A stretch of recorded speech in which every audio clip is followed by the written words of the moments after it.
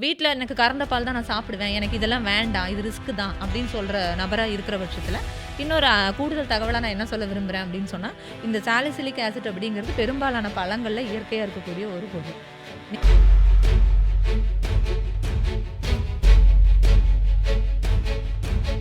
அத தவிர்க்கிறோம் அப்படின்னு நம்ம நெனைக்கிறது வந்து நல்ல விஷயம் தான். பட் எந்த அளவுக்கு பிளஸ் பிராக்டிகாலிட்டி. இப்ப நீங்க ஒரு ஊறுகாய தவிர்க்கலாம். இப்ப அதில கம்மி பண்ணிட்டு பால் எடுத்துக்கிறது நல்ல வழி.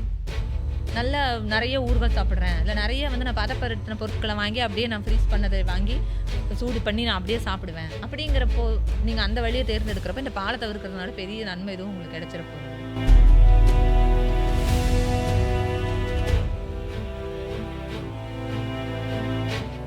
வணக்கம். ஆ இன்னைக்கு நம்ம வந்து பேச போறது பால்.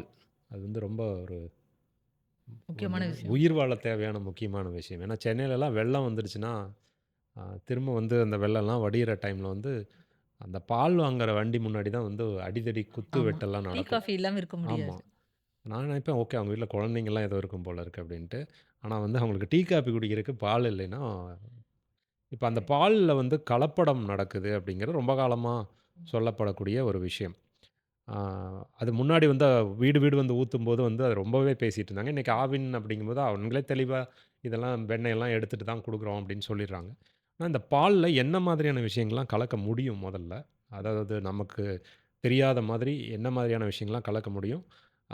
அதனுடைய ஒரு கொஞ்சம் விளக்கமா சொன்னீங்கன்னா வசதியா இருக்கும்.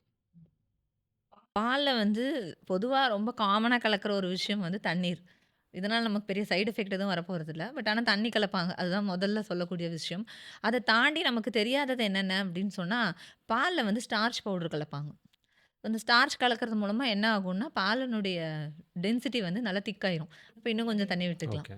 தண்ணி இது ஊத்தும்போது வந்து ஒரு தெரியாம இருக்கிறதுக்காக ஆமா. ஸ்டார்ச் திருப்பி வச்சு இது கொஞ்சம் மேட்ச் பண்ணிக்கலாம். ஸ்டார்ச்சும் போட்டுறலாம். இது வந்து ஒரு காமனான ஒரு கலப்படம். அப்புறம் யூரியா கலப்பாங்க. யூரியாவும் இதே மாதிரி தான். ஒரு நான் புரோட்டீன் சோர்ஸ் அது. திக்னெஸ்ஸ அதிகப்படுத்தி குடுக்கும். பட் ஆனா நாள் பட யூரியா கலந்த பால சாப்பிடும் பொழுது கட்டாயம் வந்து அது சிறுநீரகம் தொடர்பான பிரச்சனைகளுக்கு வழிவகுத்துரும். இது தவிர்த்து இதெல்லாம் வந்து நம்ம காமனா பால் ஊத்துறவங்க ட்ரை பண்ற விஷயம். இத தவிர்த்து ஒரு நிறுவனமா பண்ணும்பொழுது பால் கெட்டு போகாம இருக்கிறதுக்கு சில அ கெமிக்கல்ஸ வந்து யூஸ் பண்றாங்க. இது வந்து எல்லா நாடுகள்லயும் ஒரே மாதிரியும் இல்ல. ஆம் ஹைட்ரஜன் பெராக்சைடு யூஸ் பண்றாங்க. அதுக்கப்புறம் சாலிசிலிக் ஆசிட் யூஸ் பண்றாங்க. அப்புறமா வந்து பென்சோயிக் ஆசிட் இது மாதிரியான பொருட்களையும் வந்து பால்ல வந்து ஆட் பண்றாங்க. இந்தியாவுல வந்து இந்த பென்சோயிக் ஆசிட் இதெல்லாம் வந்துட்டு ஒரு அ எடிபிள் லிமிட்ல எஃப்எஸ்எஸ்ஐ அப்ரூவல் குடுக்குறாங்க. ஹைட்ரஜன் பெராக்சைடுக்கு நமக்கு அப்ரூவல் கிடையாது. யூரியாவுக்கு அப்ரூவல் கிடையாது. ஃபார்மலின் மெயினா ஃபார்மலின் கொஞ்சம் கலப்பாங்க. இந்த ஃபார்மலின், பென்சோயிக் ஆசிட் இதெல்லாம் என்ன பண்ண போகுது அப்படின்னு சொன்னா, அந்த திரவ தன்மையா இருக்கிறதுல இருக்கக்கூடிய பாக்டீரியாக்களோட வளர்ச்சிய அது கட்டுப்படுத்திறதுனால, அதனுடைய லைஃப் வந்து எக்ஸ்டெண்ட் ஆகும். அதனால அதுக்காக அத சேர்த்துட்டு இருந்தாங்க. இந்தியாவுல வந்து ஹைட்ரஜன் பெராக்சைடுக்கு, ஃபார்மாலினுக்கெல்லாம் வந்து எஃப்எஸ்எஸ்ஐ வந்து அப்ரூவல் குடுக்குறது கிடையாது. இதெல்லாம் வந்து பால் கெட்டு போகாம இருக்கிறதுக்கு பயன்படுத்தக்கூடிய ஒரு பிரிசர்வேட்டிவ்ஸ் தான். ஸோ இதெல்லாம் இந்தியாவுல வந்து அனுமதி கிடையாது. பட் அது கலப்படம்னு சொல்ல முடியாது. அது வந்து ஆமா. தேவையான அந்த ரொம்ப நாள் வச்சிருந்து எல்லாருக்கும் சப்ளை பண்றதுக்காக சேர்க்கிற விஷயம். இது வந்து என்னன்னா, நம்ம அத திருப்பி நம்ம அப்ரோச் பண்ற விதம் தான்.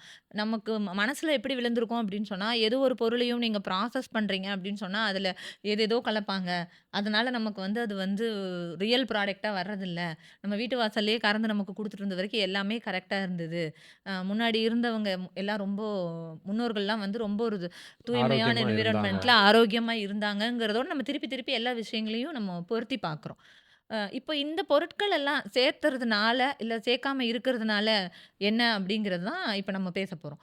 பால்ல வந்து பெரும்பாலும் ஸ்டார்ச் கலக்கிறதுனால உங்களுக்கு வந்து உண்மையில சொல்லணும்னா, வேற எந்த சைட் எஃபெக்ட்டும் கிடையாது. டயபெட்டிக் இருக்கிறவங்களுக்கு அது வந்து ஒத்துக்காது. பிளஸ் பால்ல அந்த மாதிரி ஸ்டார்ச்ச சேர்க்கும்பொழுது அதனுடைய லைஃப் வந்து ரொம்ப ஷார்ட் ஆயிரும். இன்னும் சீக்கிரம் கெட்டுரும். அதனால பெரும்பாலும் பார்த்தீங்க அப்படின்னு சொன்னா, பால் நிறுவனங்கள் இதெல்லாம் வந்து பண்றதே கிடையாது. அவங்க வந்து எஃப்எஸ்எஸ்ஐ அப்ரூவல் படியும் அவங்களுக்கு பல கட்ட பரிசோதனைகள் இருக்கு. அவங்களே உள்ள கியூசி பார்க்கணும் லேப்ல. அதனால இதெல்லாம் எதையுமே வந்து அவங்க கலக்க மாட்டாங்க. அவங்களுடைய ப்ராசஸிங் மெத்தட் வந்து சூட்ட அதிகப்படுத்தி, திருப்பி குறைச்சு, திருப்பி சூட்ட அதிகப்படுத்தி, திருப்பி குறைக்கிறது. இதுதான் வந்து அந்த பாஸ்டரைசேஷனுடைய மெயினான ஒரு புரோட்டோகால். இப்ப நீங்க வீட்ல எனக்கு கறந்த பால் தான் நான் சாப்பிடுவேன். எனக்கு இதெல்லாம் வேண்டாம். இது ரிஸ்க் தான் அப்படின்னு சொல்ற நபரா இருக்கிற பட்சத்தில, இன்னொரு கூடுதல் தகவலா நான் என்ன சொல்ல விரும்புறேன் அப்படின்னு சொன்னா, இந்த சாலிசிலிக் ஆசிட் அப்படிங்கிறது பெரும்பாலான பழங்கள்ல இயற்கையா இருக்கக்கூடிய ஒரு பொருள். நீங்க அத பழம் சாப்பிட்டீங்கன்னா, ஆட்டோமேட்டிக்கா உங்க உடம்புக்கு அது போயிடும். அப்புறம் இந்த பென்சோயிக் ஆசிட் வெரைட்டி எல்லாம் எப்படி இருக்கும் அப்படின்னு சொன்னா, நீங்க சாப்பிடக்கூடிய ஊறுகாய், அப்புறம் சாஸு, நம்ம உணவுக்கு வந்து பதப்படுத்தி வச்ச ஒரு பொருள வாங்கி நம்ம திருப்பி உணவுக்காக திருப்பி சூடுபடுத்த ட்ரை பண்றோம் இல்லையா? அந்த பொருட்கள் எல்லாத்துலயும் இருக்கும். அதான் நீங்க பால்ல அவாய்ட் பண்ணாலும், வேற எப்படி பொருட்கள் ஆனாலும் வழியா உங்களுக்கு உங்க வரும். உடம்புக்குள்ள அது போயிட்டு தான் இருக்கும். எப்படி ஆனாலும் போகும். எதெல்லாம் சேமிச்சு வச்சு சாப்பிடுறோமோ, அதுலலாம் அது இருக்கும். எல்லாத்துலயும் இருக்கும். அத தவிர்க்கிறோம் அப்படின்னு நம்ம நெனைக்கிறது வந்து நல்ல விஷயம் தான். பட் எந்த அளவுக்கு பிளஸ் பிராக்டிகாலிட்டி. இப்ப நீங்க ஒரு ஊறுகாய தவிர்க்கலாம். இப்ப அதுல கம்மி பண்ணிட்டு பால் எடுத்துக்கிறது நல்ல வழி. நல்ல நெறைய ஊறுகாய் சாப்பிடுறேன். இல்ல நெறைய வந்து நான் பதப்படுத்தின பொருட்கள வாங்கி அப்படியே நான் ஃப்ரீஸ் பண்ணத வாங்கி சூடு பண்ணி நான் அப்படியே சாப்பிடுவேன். அப்படிங்கிறப்போ, நீங்க அந்த வழிய தேர்ந்தெடுக்கிறப்ப இந்த பால தவிர்க்கிறதுனால பெரிய நன்மை எதுவும் உங்களுக்கு கிடைச்சிற போறதில்ல. அடுத்ததா பார்த்தீங்கன்னா, பால இப்ப அப்படியே கறந்து குடுக்குறாங்க இல்லையா? அதுலயுமே சில சிக்கல்கள் நமக்கு வரும். என்னன்னா, அந்த மாட்டுக்கு ஏற்பட்டிருக்கக்கூடிய சில தொற்றுக்கள்னால, அந்த பால் வழியா நமக்கு சில சிக்கல்கள் நேரலாம். இப்ப இந்த கர்லியன் பார் டிசீஸ் அப்படிங்கிறது வந்து ஒரு நரம்பு கோளாறு. இது மாதிரியான சிக்கல்கள் வந்து நமக்கு கறந்த பால்ல இருந்தும் நமக்கு கிடைக்க வாய்ப்பு இருக்கு. கறந்த பால்ல நீங்க நீங்க எந்த அளவுக்கு அத சூடுபடுத்துறீங்களோ, அத பொறுத்து தான் அதனுடைய சேஃப்டி இருக்கு. பெரும்பாலும் நமக்கு காய்ச்சி குடிக்கிற பழக்கம் இருக்கிறதுனால, இந்தியர்களுக்கு இந்த ரிஸ்க் குறைவு தான்னாலும், அது ரிஸ்க் இல்லன்னு சொல்ல முடியாது. இப்ப பச்சை பால நீங்க குடிக்கிறது வந்து, இதையே நம்ம திருப்பி கவர் பாலுக்கு அப்ளை பண்ணுவோம். கவர் பால வாங்கி நீங்க காய்ச்சாம குடிக்கவே மாட்டீங்க. ஆனா கவர் பால நீங்க தாராளமா காய்ச்சாம யூஸ் பண்ணலாம். அதுல வந்து ஏற்கனவே அவங்க பல ப்ராசஸ் தடவ பண்ணிரும். பதப்படுத்திடுறாங்க. ம். ஓ! ஓகே. இது பத்தின ஒரு தெளிவு இல்லாததுனால தான் நம்ம எல்லாத்தையும் போட்டு கன்ஃப்யூஸ் பண்ணிக்கிறோம். ரிஸ்க் இல்லாத பொருள் அப்படின்னு ஒண்ணும் கிடையாது. பட் எந்த அளவுக்கு வந்து நீங்க அதுல உங்களுடைய பிராக்டிகாலிட்டி, உங்கள சுத்தி எங்க கிடைக்குது? அதுவும் பெரும்பாலும் ஒரு தனி மனிதர நம்பி நீங்க வாங்கும் பொழுது, அவருக்கே தெரியாது. அவரு மாட்டுக்கு நோய் இருக்கா? என்னங்கிறது அவருக்கு தெரியாம கூட இருக்கும். ஆனா, அதே சமயம் பார்த்தீங்கன்னா, ஒரு நிறுவனம் வந்து அத குடுக்கும்பொழுது ஏராளமான சோதனைகள் தாண்டி தான் அவங்க நமக்கு மார்க்கெட் பண்றாங்க. அவங்களோட ஒட்டுமொத்த பிசினஸே போயிரும். ஏதாவது ஒரு கோளாறு இருந்ததுன்னு சொன்னா. ஸோ, அதுல அவங்க கவனமா இருப்பாங்க. நமக்காக இல்லாட்டியும் அவங்களுக்காகவாது அவங்க கவனமா இருப்பாங்க. அதனால அத குடிக்கிறதுலயும் ஒண்ணும் ஆபத்து கிடையாதுன்னு சொல்ல இல்ல வரேன். அவ்வளவு கஷ்டப்படுறவங்க வந்து பாலே குடிக்காம விட்டுறலாம். நமக்கு எல்லா பிரச்சனை எல்லாத்துலயுமே இது அப்ளிகபிள் ஆகும். கடைசியில எதுவுமே சாப்பிடாம இருக்க வேண்டிய ஆமா. ஆயிரும். நீங்க தண்ணி கூட குடிக்க முடியாது. அதுலயும் வந்து நீங்க ஆர்ஓ தண்ணீல பிரச்சனை வரும்னு சொல்லுவாங்க.